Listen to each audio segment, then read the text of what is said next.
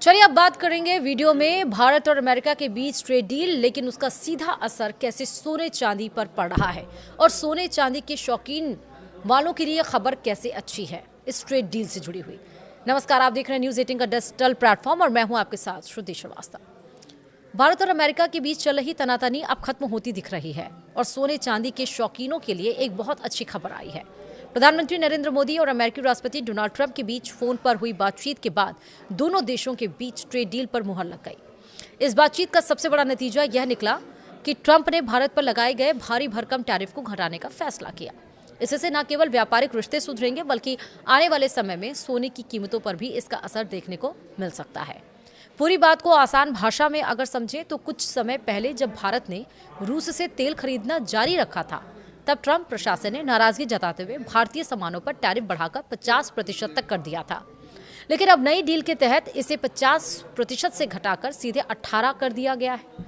यह राहत खासकर जेम्स एंड ज्वेलरी सेक्टर के लिए किसी वरदान से कम नहीं है, क्योंकि अमेरिका भारतीय गहनों का सबसे बड़ा खरीदार है। पिछले 6 महीने में ऊंचे टैक्स की वजह से हमारा एक्सपोर्ट लगभग आधा रह गया था, जिससे छोटे कारोबारियों और कारीगरों के सामने रोजी रोटी का संकट खड़ा हो गया था।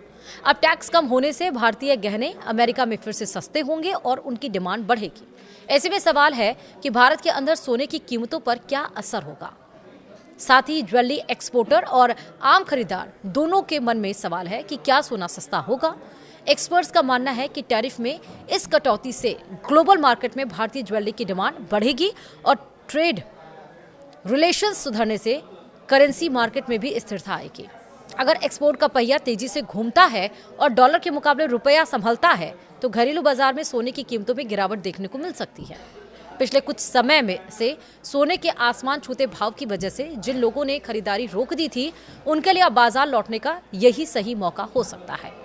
कुल मिलाकर मोदी और ट्रंप की इस फोन वाली दोस्ती ने भारतीय इकोनॉमी को बड़ी राहत दी है। इससे न केवल आभूषण उद्योग से जुड़े लाखों लोगों की नौकरियां सुरक्षित रहेंगी, बल्कि शादियों की सीजन में आम जनता को भी ज्वेलरी की खरीदारी पर राहत मिलने की उम्मीद जाग गई है। वीडियो में इतना ही। नमस्कार।